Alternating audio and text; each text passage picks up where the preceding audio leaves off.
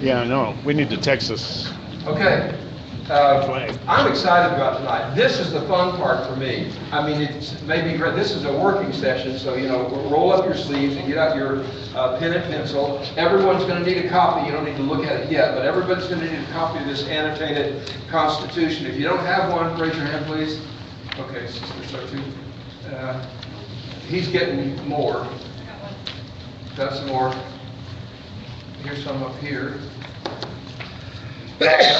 I'm a big one on perspective, so just for perspective, let's get the time where we are before you. We've talked about this is here's 1756 and here's 1791. So the things that were happening in between, we had the 7 Years' War. That was really a world war all over the place in different ways, and it cost Britain a whole bunch of money. And so they started with all these Sugar Acts, Stamp Act, and the Quartering Act, and the Declaratory Act, and the Townshend Acts, and the Coercive Acts, they call them. We call them the Intolerable Acts.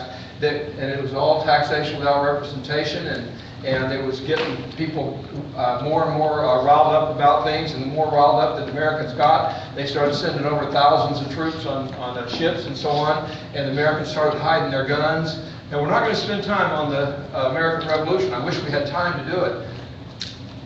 I recommend, there's a 7 or 8 volume book that you can read like that. I mean, it's Dan Carter, Prelude to Glory.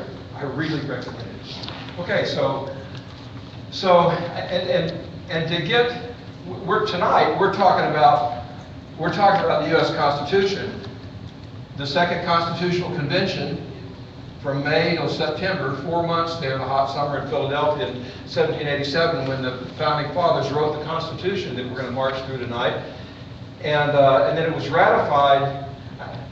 Our first Constitution was the Articles of Confederation, and it was actually written about 1770. It was written in 1777. I don't remember what month it was, but it was shortly after the Declaration of Independence. They said we got to have a government. We have to have a national government. We are united with a small u. We need a national government because we've seen that it needs to be able to do some things. So they did it, and it was ratified. It started in 17. So the Articles of Confederation started from 1781 and lasted until the Constitution was ratified. We generally say the Constitution was written in 1787, that's true, and we say that it was ratified in 1789, but that's when all 13 of the states had ratified it. My recollection, I should have read up on this, but I know that the Articles of Confederation were in 1788, I think late in 1788, went out when the new Constitution, so I think it was when the 9, as it says in Article 7, the ratification clause said that 9 of the 13 colonies had to ratify it for it to go into effect, and that happened. That happened here in 1788, and the Articles of Confederation ended. Say this real quickly about the Articles of Confederation. The Articles of Confederation were weak. They were useless. It was a nothing government. We were the laughing stock of nations. England still had blockades with us and so on. And John Adams went over there. He was the ambassador to the court of St. James, you know, and he would talk to the foreign ministers you're going to see in the movie next week. And they pretty much laughed at him because we did not have a national government. We couldn't enforce any. We had won the war. We had won the war, but we couldn't enforce anything. And they said, you know, come back and talk to us when you have a real national government. This was not a real national government. It had no power to tax. Everything had to be unanimous among the 13 colonies. And so on important issues, there was never any unanimity. Nothing important ever happened here. They never raised any money, well, at least through taxes. We had a Revolutionary War going on here, starting really in 1775 when Lexington Concord first shots fired. And so for a year going on before we declared our independence and officially and got a commander-in-chief, George Washington, and it went on until 1783. But the Articles of Confederation were still raising money during this time. I mean, the only way they could raise money was that they could say to the, they asked the states if they would voluntarily give some money or some food or something. And so as I recall, Pennsylvania, Massachusetts gave, and I think Virginia were probably two of the big ones, maybe Pennsylvania.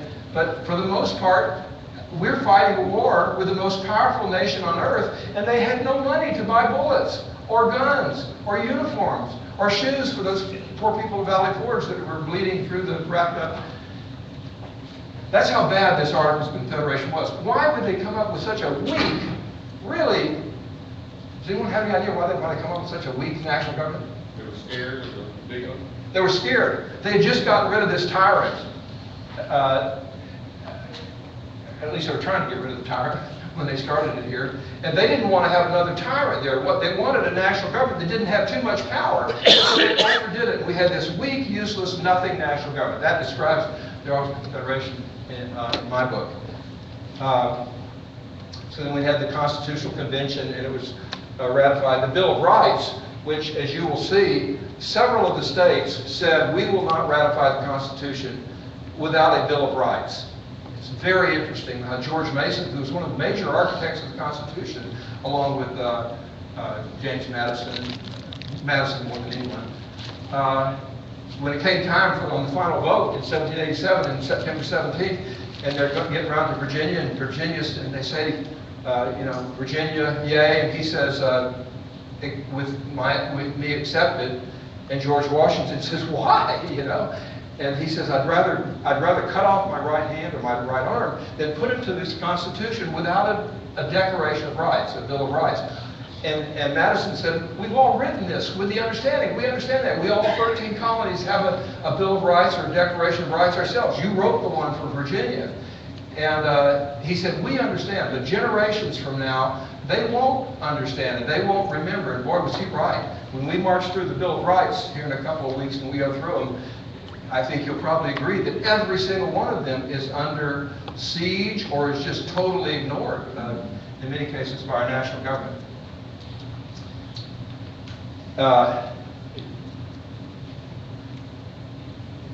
Let me do this, just a brief class survey, just to start off so I have a little bit of a feel. Raise your hands, and this is, please no shrinking pilots, this is just, we're not looking around, we'll do the fast. Raise your hand if you have heard of these phrases or things. Due process, privileges and immunities, full faith and credit, prohibition, State of the Union address, presidential pardons, Congress, the House of Representatives, the U.S. Senate. We got just about unanimity on most of these. Revenue bills beginning in the House of Representatives. In the House of Representatives, okay.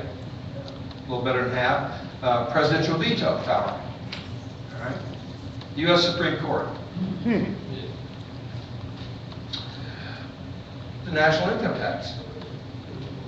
Okay, we could go through a bunch more, but you've heard. Now, all of those are things in the Constitution. The next question I want to ask you to do is to raise your hand if you know what they mean and where to find them in the Constitution.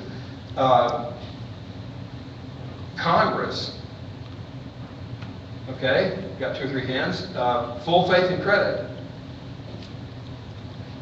Well, that's my granddaughter, but you know everything, right? Yes, she does. Freedom of religion, freedom of speech, freedom of the press. Okay, and let's see if I can find something more. Well, how about the presidential power, pardon power? Remember Clinton pardoned a whole bunch of people, including Mark Rich, the last days in office. Presidential pardon power, you can just pardon anybody. No questions asked. Presidential veto power, do you know where it is? I'll tell you this, I graduated after 3 years of law school. I didn't know where half of those things were in the Constitution. I will admit to you that I had not read the whole Constitution by then. I had a couple of constitutional law classes and a lot of other stuff that the Constitution was relevant. But we just, went through case law, case after case after case after case, in the different kinds of deals. And so we didn't ever read, and I read enough to be frustrated that, what about the Constitution?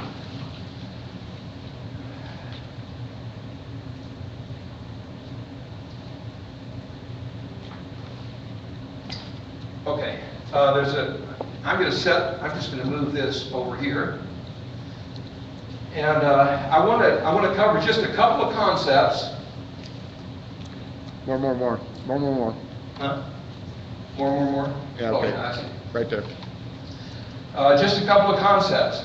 As we go through the Constitution, or if you're going through any kind of legislation, if you go to court, and you don't, and the defense and the prosecution disagrees on the meaning of a statute, or disagrees on the meaning of any law, what do you do about that? Make one up. Huh? Make one up. Okay, you read the wording of it, that's a good start. But what if you disagree on the wording? What do you do about that? Let- Huh? Case law. I graduated from law school. I never practiced law. I did political stuff. But I'm asking. I said, but in law school, theoretically, what I remember learning was that you looked for the intent of the legislators. You go back. I'm not sure how you do that in court. I suppose that people bring evidence and show that in the state legislature they said this, and this, and so on. But what I want to say, so the intent of the legislators. These men were they were legislating. They were writing law. This Constitution is the supreme law of the land. There's nothing above it. Certainly not the UN Charter, which we have unconstitutionally signed, because it said it genuflects to a supranational organization. When our supreme law says that it's the supreme law, and yet we've given up some power to it. Okay, I'm digressing here. Just stop me from digressing. So we would look to the intent of the legislators. And what I want to tell you is that the Constitution is possibly the most documented legislation that I am aware of, that I've ever studied. I was talking to the U.S. Senator one time at the National Convention, and we were talking about, he wanted to know why the conservatives didn't like him in his state. We had this organization, and I said, because you don't vote the Constitution in the tradition of the Founding Fathers. He said, well, I believe the Constitution. I said, well, you don't vote that way. He said, how? I said, like CHIPS, which was welfare for children, national welfare for children. I said, Bill couldn't get it passed, Hillary couldn't get it passed, and then conservative Orrin Hatch gets it passed. And so we started talking about the different. He was making excuses for it, and the different laws. I mean, how you could justify that, and so on. It's okay for the states to do it, but the national government's not allowed in the Constitution, And he said, well, we don't know what the intent of the Founding Fathers was. And I said, we know exactly what the intent of the Founding Fathers did. And he said, he finally said, well, we knew what it was for the first 110 years. I had no idea what he was talking about. The first 110 years, and then we lost it. And we don't know what it is now. I said, did we lose Madison's notes from the convention? Did we lose all these journals? Did we lose the Federalist Papers? I know I've seen those around, the Anti-Federalist Papers, and there's just all kinds of stuff. We know exactly what the intent of the legislators was. We know what the Constitution says. We know what the Founding Fathers meant. The only question is, do we still agree with it? Do we want to keep doing that, and we want to require that our elected and appointed servants obey it, or do we want to change it and amend it, which we do from time to time? So, and I guess the other principle that I wanted to talk about is a principle that really works. That in law, in almost anything, the more you say, the less you say. You say something, that he's a great man. And he's got a house and this and so on. But the more you say, you limit some. It structures him more, and it's true in law. The more you say, the less you say. The reason I want to say that is we have a short Constitution. They wrote it out on 4 sheets of parchment paper. Generally, if it was written out like this one, it would be about 11 or 12 pages. Yours is, I think, 14 pages because it's annotated. And it's an excellent copy. I urge you to keep it if you want to have an annotated copy, because what it does is it has the Constitution the way it is, but as you'll see, we'll just start with Article 1 when we get there, but it'll show in italics, I believe. let's just turn to Article 1. The bill, page 3, is where the actual Constitution starts. See the big paragraph in the middle? It starts off with representative direct taxes or shall be apportioned. That's all in italics. And then right after that it says the previous sentence in parentheses was modified by the 14th Amendment. And then it goes on to give the rest of the deal. So the annotated copy here gives what the Constitution says. You can very easily look at it and see what the Constitution used to say and how it was changed, which amendment or other part. I think they're all amendments in here that modified it. Okay. What I want to do before we start getting, okay, let's just kind of, what I want to do tonight is march through the Constitution here. Now, my intent is that for the first time, I wish somebody had done this for me when I was going to school, so I could get the perspective first and get the perspective and then start filling it in so I can see what it is. So we got this roughly 12-page Constitution. Kenya, I think I mentioned to you, just passed a new Constitution a year or so ago. Theirs is 198 pages. 198 pages, typewritten. A pretty good Constitution, but it just goes on and on about stuff. Ours is really relatively simple, and it has worked. It's lasted longer than any Constitution ever in the history of the world. It has produced more justice and prosperity and freedom. I should have started with that, because that's than any other system that ever has been. This is just a very brief outline of the Constitution. This is the Constitution. You got the preamble, which is just an introductory paragraph. And then you have the 7 articles. That's the body of the Constitution. And then since 1789, we've had 27 amendments. The first 10 of which were in 1791 over there, and we call that the Bill of Rights. So let's start off. You get out your constitutions. Who does not have one of these? Okay, good. The first 2 pages is just a table of contents. It's not part of the Constitution. I just wrote it's a little bit, it's not as brief, it's just an outline of the Constitution. And I put in different things. This is a really good annotated copy. I know that because I took it off the internet from the best annotated copy that I could find, and then I added some things myself. I put in parentheses in the Constitution. Let's turn over to Article 2. The Constitution of the United States, this is the 3rd page. You see on Article 1, it says parentheses legislative branch. Legislative branch, if you were looking if you're in your pocket Constitution, it's not in there. It doesn't say that. I'm just trying to make it easy. But let's start off with the preamble. You've all heard the preamble. It is a general introductory paragraph. It was not meant to be law. We know that from but here's what it says. It gives, I believe, 6 purposes. We the people of the United States, some people say technically it should have been the states. And that was true. It was ratified by the state legislatures, but they were the representatives of the people. We, the people of the United States, in order to, I'm just going to 1, 2, 3, 4, 5, 6, in order to form a more perfect union. Somebody read off the next one. Establish justice. Ensure domestic tranquility. Is that what it says? Yep. Domestic tranquility. Domestic, that's here at home. Peace here at home. They didn't have domestic tranquility.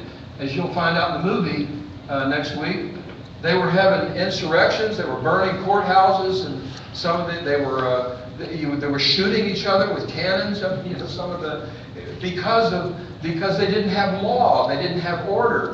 They had this lousy Articles of Confederation here. So what's after domestic tranquility? Common Defense. Common defense. It's a major purpose of the national government. And general welfare. And to promote the general welfare. General welfare. That welfare just meant well-being. The welfare, the well-being. It didn't mean what we mean today. They called that back then public charity or public, a couple different words there. Not what we mean today. However, I think it was in 1932, correct me if I'm wrong, but when Roosevelt came in and he wanted to do a bunch of federal programs, and everybody had understood before that the national government could not give away private charity. They couldn't do what we call welfare today. but that was one of Roosevelt's programs. He wanted to get it through. And one of the places, Baker v. U.S., Butler v. U.S., was one of these cases where they said, well, there's the word welfare, and it's also general welfare is written in another place later in the Constitution. Said, well, that must give the national government. Did we get all of them? I only wrote up 5. Secure the blessings of liberty. Oh yeah, secure the blessings of liberty. We had won the war in 1776, but we were losing the blessings of liberty. We needed to secure the blessings of liberty. And so in order to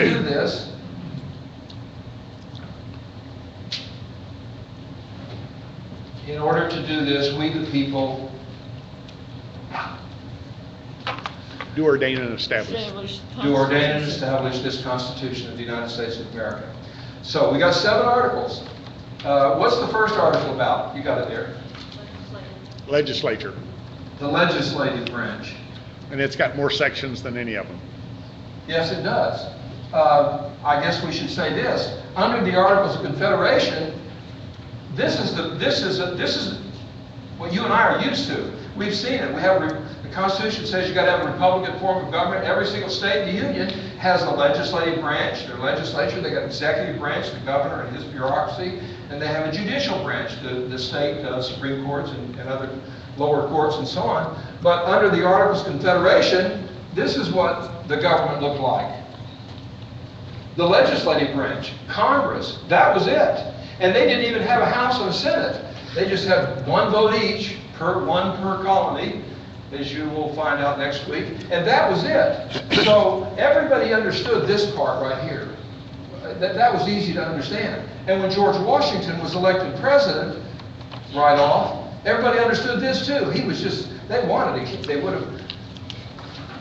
to be a king. He said, you don't get it. But so he's elected, and this automatically was an equal branch to the legislative branch, the executive to execute and carry out. The judicial branch was very, very weak to begin with. We never had a national court. We had courts that the king would allow happen, and local ones and so on. So the Constitution just says 1 U.S. Supreme Court, and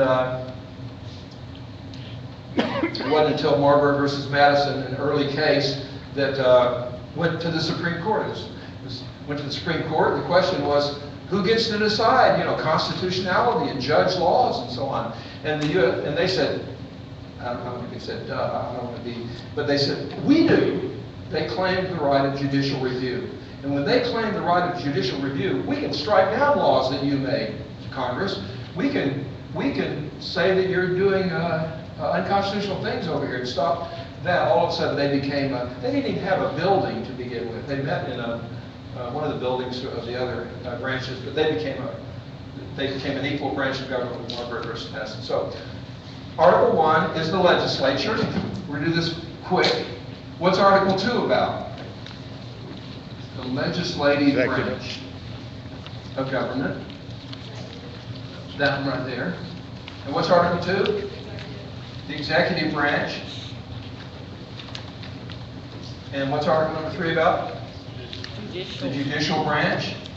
Well, that's our whole government. That's our whole national government. Why do we need 4 more articles? Well, this one I call state to state. I'm not sure where.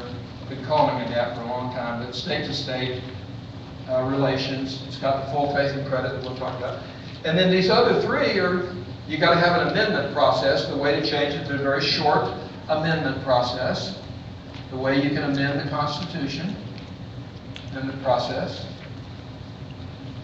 And the 6th one is the supremacy clause. It says that the U.S. Constitution is the supreme law of the land. And it says laws that are passed by Congress and treaties that are ratified by Congress, signed by the President, ratified by Congress, are also the supreme law of the land, as long as they obey the Constitution.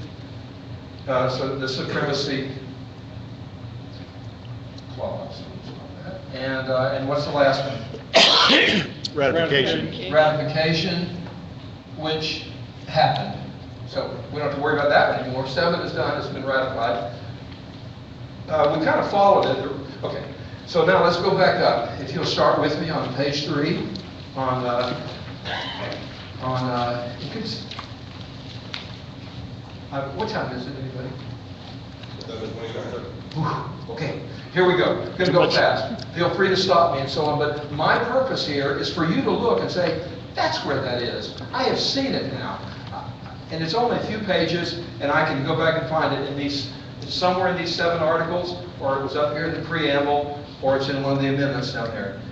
Article 1, this is the legislative branch. It says all legislative powers, that's the power to make laws, all legislative powers shall be vested in a Congress of the United States. That's where the Congress comes from. And the next, which shall consist of a Senate and a House of Representatives. So that's where that came from, is right there at the very beginning. And it says, I highlighted these, there's a bunch of stuff that is very important that I did not highlight, but these are just, I thought, some things that you might want to know where they are, and you can read in between. But it says that the House, these members are elected every 2nd year. So we have a national election every 2 years just to elect the 435 House members. There are 435. Does anyone know where that number came from? I don't either. I've wondered forever. But we know where the senators came from. There's 2 senators. The Constitution says 2 senators for each state. 535 total in Congress. Pardon? I think that number 435 came because that's all the seats they could get in the House. Because what? Because they had a room and that's all the seats they could get in there. That probably was as good a reason as ever, but they kept it. As I recall, they had it tied to the population level, and at some point along the way, once it got to 435, they said, we're not going to let it keep going because it's going to get too big of a body. Yeah, I'm sure there's a history to it, and I don't know what it is, but those are as good explanations. They may be, there were 4 million people roughly back that time. Okay, we'll speed it up. How old do you have to be to run for the House of Representatives? 25 years old, there it is. The House of Representatives, they have the power of impeachment. Impeachment is just a charge, it's just an indictment. It's not getting anybody out of office, it's just charging him. So if President Clinton was going to be impeached, which he was, they came up with 9 different counts, and 3 of those passed the House of Representatives. So he was impeached. He was indicted on 3 of those charges, but then you have to have a trial, and the trial takes place in the Senate, and he was not convicted in the Senate. So, but the House of Representatives does impeachment. The Senate, every 6 years, staggered, a third of them every 2 years. Next page. The Vice President of the United States is the President of the Senate. He is just a technical President of the Senate. He never shows up there, hardly, except to break tie votes. And that doesn't happen very often, except for Dick Cheney showed up, I think, about 9 times to do that. Well, tie votes, I figured. How old do you have to be a senator? 30 years old. 25 for the House, but the Senate's more special. You got to be 30 years old. The Senate tries all the impeachments. They can convict or not. Congress shall assemble every 1 year. Some people say, the language is hard to read because they spell choose, C-H-U-S-E, or they say some other things, but they were well-educated people, and you and I, it's just like getting used to a dialect or something like that, somebody's accent, anybody can read the Constitution. If there's something you want to talk, it talks about compensation. Let's switch to the next page. Section 7, revenue bills. That's where, remember I said, where is it that it says all bills have to originate in the House of Representatives? We used to actually follow that up until about the 60s or 70s, and now they've found ways around it. Just like in the stock market, you buy a shell corporation and you gut it and you put in something that has nothing to do with it. Well, they do that now, and they'll take some bill that came over from the House that maybe didn't even get voted on or got voted down, and they will gut it and they'll put in all new language, and yet it's a money bill. It should have originated in the House, but they're doing it that way now. But it's unconstitutional. 2/3, 10 days. There's so much fun stuff in the Constitution. A president can, as we will read here, can veto. They pass the legislation, identical bills, it goes to the president for his signature. If he signs it, it becomes law. If he vetoes it, then they can override it with a 2/3 majority, and that's a very high majority. You got to get all of one side plus half of the other political party, pretty much, to override a presidential veto. Another thing is the pocket veto, where it says 10 days there. If they pass a bill, it goes to the president, he doesn't like it, he just kind of sticks it in his pocket. He doesn't sign it, he doesn't veto it, he doesn't do anything. After 10 days, while they're in session, after 10 days, it automatically becomes law. He didn't sign it for whatever reasons, but it becomes law. But if the legislative session, if that congressional session ends within 10 days, then it automatically dies. And that's called a pocket veto. Do you think that happens very often?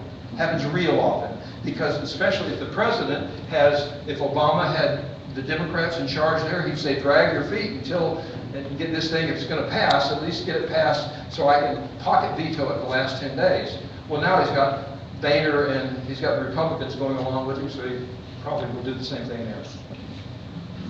Repassed by 2/3, so they can override. Section 8, Article 1, Section 8.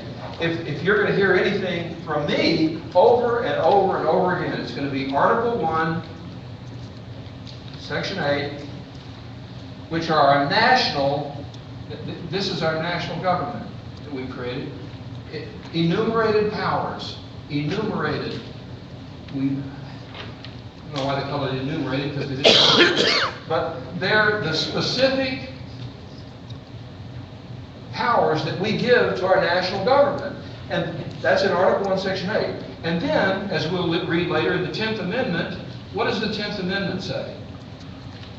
If we didn't give it to you in the Constitution, It's reserved for the state. we reserve it. It's the reserved powers doctrine. Reserved powers. In other words, the state said, look, we started off, before we had you, national government, we had 100% of the power. And as Madison said, we gave you some specific, limited powers that we really need a national government to do. But all the rest we reserved to ourselves. We had 100% to begin with. We gave you some specific, but we reserved everything else.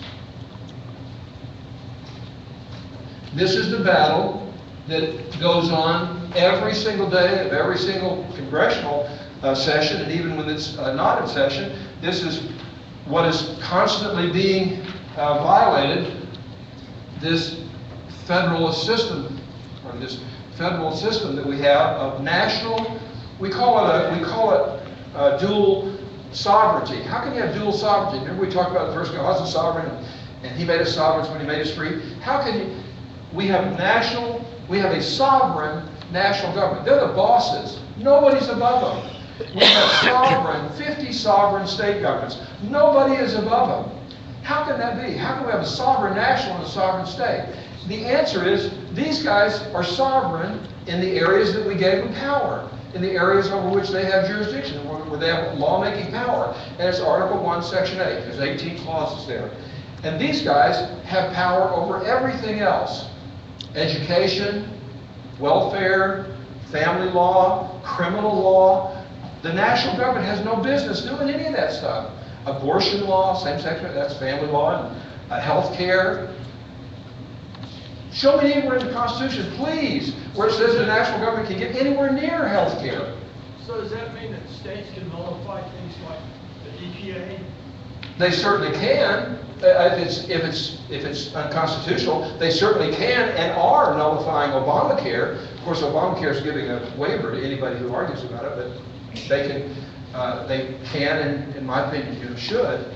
But so Article 1, Section 8 versus the 10th Amendment. So I just want you to for sure see Article 1, Section 8. We needed to spend a couple of minutes on it. I highlighted some. There's 18 clauses.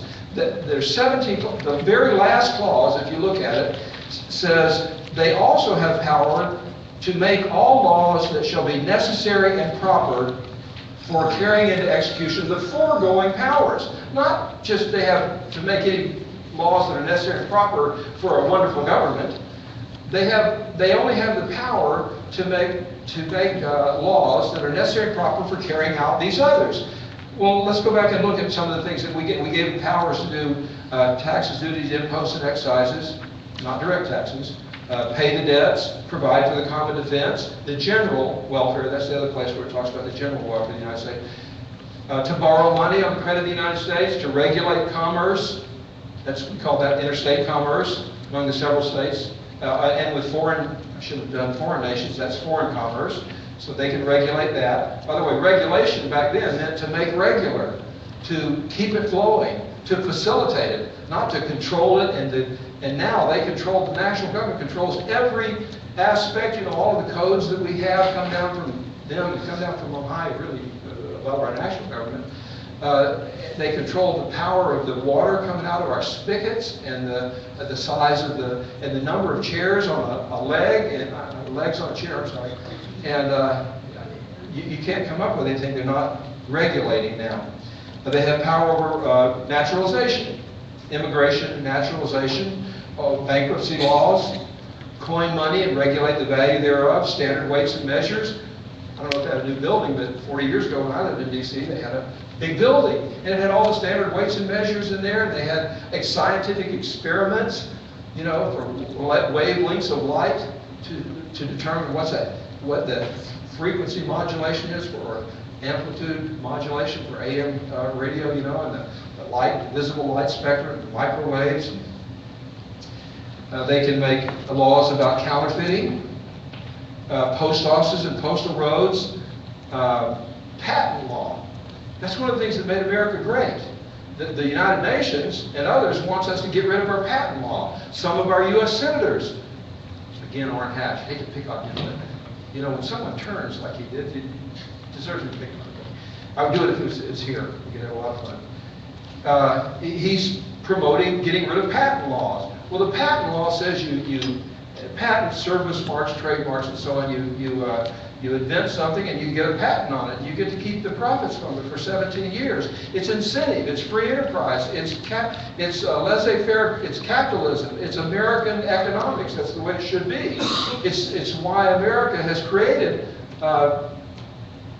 so many. The great majority of the world's inventions because of our patent law that's right here in our Constitution that others aren't doing. They want us to just, why be so selfish? You make something, why don't you just give it to everybody else? Right away. So our patent law. To institute tribunals, courts, inferior to the Supreme Court. And they've done it now. In addition to the U.S. Supreme Court, we first got some federal district courts, right after, 2 years after the Constitution, the federal district courts, but then they still needed more courts, and they needed something in between to be appeals courts. So we got the circuit courts of appeals 100 years later. Next page. Piracies and felonies to declare war. Congress has the power to declare war. The president does not have the power to declare war. He's doing it. Bush was doing it. It's the Bush doctrine. In fact, we've been doing it since World War II without a congressional declaration of war.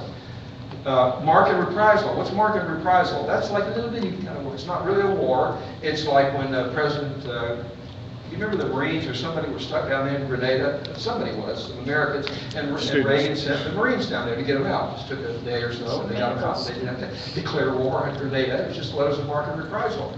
My ancestor, Jean Lafitte the Pirate, was hired by, I believe Andrew Jackson, was given letters of marque and reprisal because he had pirate ships. And he was given these letters of marque and reprisal that he could go and attack the British ships and keep some of the booty and be a hero and work for the United States. And so he did that, letters of marque and reprisal.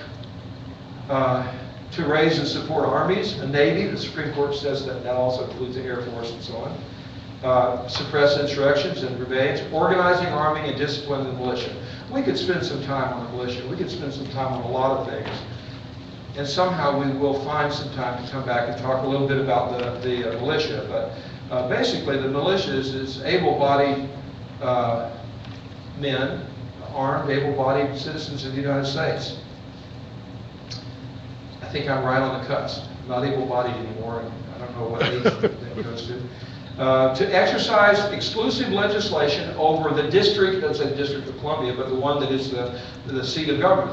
That's the District of Columbia that they were creating then, and over other things that the United States owns. So the territories of the United States and Washington D.C. that we didn't want to have a king's forest. They understood they came from England and they had a king's forest there. Well, if the king owns all this land, then he can give it out to barons who will give him political support. It's a power thing. And they said, the last thing we want is for our national government to be owning land. So they limited it to Washington, D.C., and the territories of the United States, like Guam and the Virgin Islands and the Philippines at one time. Puerto Rico, yeah. The military bases, the land for military bases, and then the land for postal roads, postal buildings, you know. Then you finally have the necessary and proper clause. It just says they can make whatever laws of necessary and proper to carry out the foregoing 17 things, but not to just do anything that they want at all. Habeas corpus. Habeas corpus came from common law. It's Latin, means to have the body. Corpus, like Corpus Christi, the body of Christ. Habeas means to have. And so it's to have the body. You have the right, you and I have the right. Our founding fathers said, heck, the English people said this for 1,000 years prior to our deal. We have the right to have our body free outside of jail unless they can show by probable cause and due process, give us due process of law, show that there's that it's probable that we created committed a crime, so they can put us in jail, or prove that we did commit a crime, and then you can lose your life, liberty, or property. But other than that, but the king, right up until the Revolution, was doing this. He just throw people in jail and leave them there and not charge them with anything, and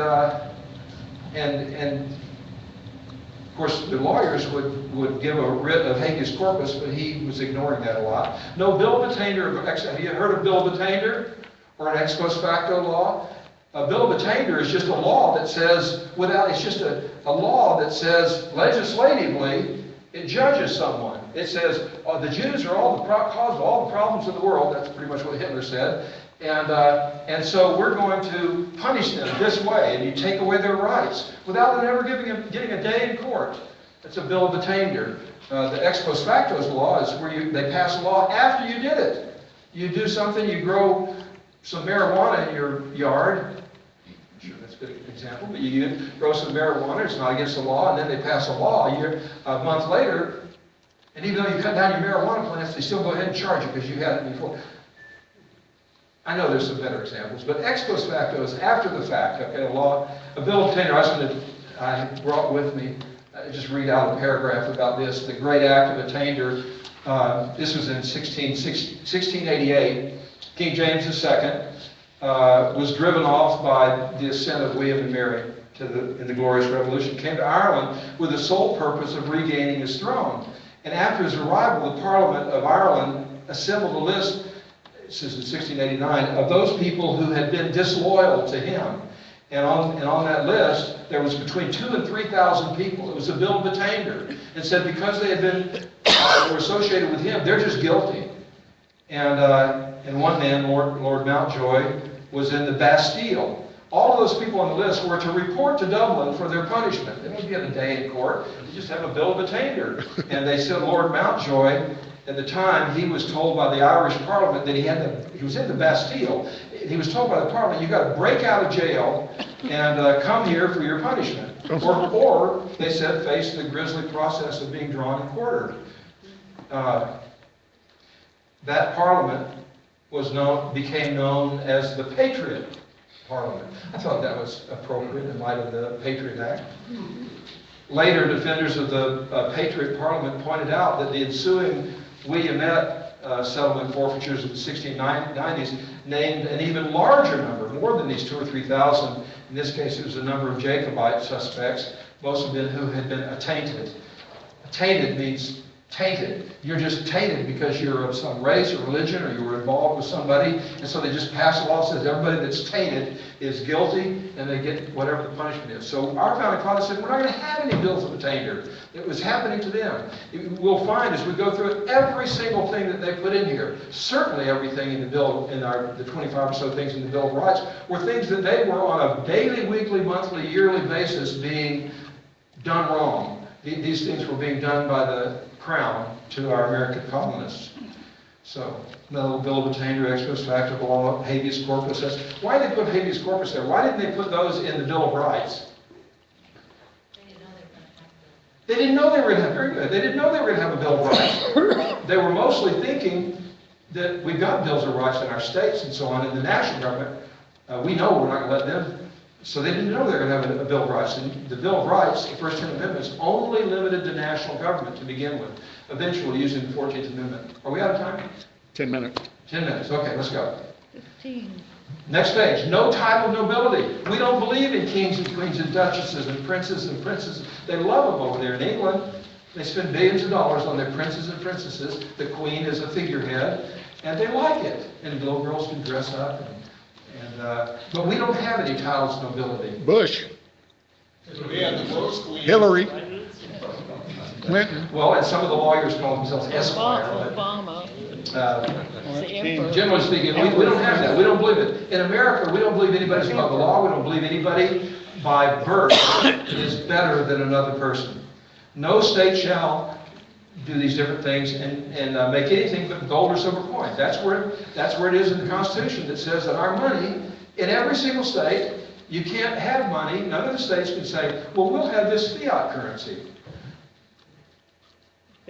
That's all we got now. It's fiat currency. It's just fiat by government edict or fiat, and it's money. But the Constitution says that our money shall be backed by gold and silver, tied to gold and silver. You know, every single one of these, we could have more than an hour just on each one of these. No state shall do this. No state shall do that. No state shall. No state shall. Those were limitations on the states in Section 10. I put up there prohibitions on the states. Prior to that, in Section 9, there were prohibitions on the national government, Congress. This is prohibition of the states. All right, Article 2, the executive branch, there it is, the president. The executive power should be vested in the president. He's going to be elected every 4 years, and there's a bunch of, he's got to be a natural-born citizen. He's got to be 35 years old. You can't be 25. What does it mean to be a natural-born citizen? Oh, boy. There you go. That's a Does your father have to be a citizen? I'm just going to give you my answer, and you're not going to like it. I don't know 100%. I have gone back and studied it an awful lot, and frankly, and you may know better than I do, in fact, some of you may know better, and so on, but I can tell you that some of the founding fathers, it wasn't clear. What I read, it wasn't clear. Some people say you got to have both parents that were here in America. Other people say, no, you just got to have a father, or you got to have one of the parents. It's okay if you have two parents that are national citizens, as long as you're born out of the United States. That's okay, like McCain was. They were down on the military thing. Ted Cruz, I think, was born up in Canada. His father, who is now a naturalized citizen, was not at the time that Cruz was born. They're going to make a big stink about that with Ted Cruz. You know, when it didn't make a stink. And Chris Ann's argument is he had dual citizenship at one time. Our founders wanted an undivided focus on America. That was the purpose of it, an undivided focus that they would be, that they'd be loyal to America. They'll be 35 years old. He shall take the following oath, and that's what the presidential oath is. George Washington added, so help me God, to that, kiss the Bible. The other, everybody, however, somewhere in our Constitution, we're going to find out that every single person on a national and state level that has positions of responsibility have to raise their arm to the square and swear before God allegiance to the Constitution of the United States, the republic for which the flag stands, but to swear allegiance to defend the Constitution against all enemies, foreign and domestic. And just to make a general comment about that, I believe that most people do that. I believe that a lot of people get teary-eyed when Old Glory goes by, and I believe that there are a lot of people that I know there are a lot of people that get elected into office because we have, with some other groups, recruited and raised money for people to get elected, and the ones that get elected, they always move to the center. They always move towards the power.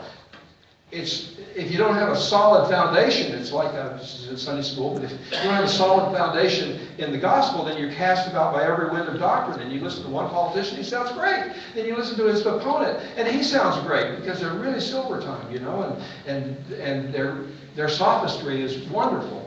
Unless you and I understand correct principles, and we can measure the things they not only say, but the things that they do against correct principles. And then when you're in the National Convention, and George Bush is saying, we're going to take care of the children in America, and we're going to have goals 2000, was what it was in 2000. And everybody's cheering and screaming and going crazy, when these are Republicans who are voting to get rid of the Department of Education, and saying that's clearly reserved to the states and the people. And yet their king is, or the guy they're going to coronate that night is, and we all do that.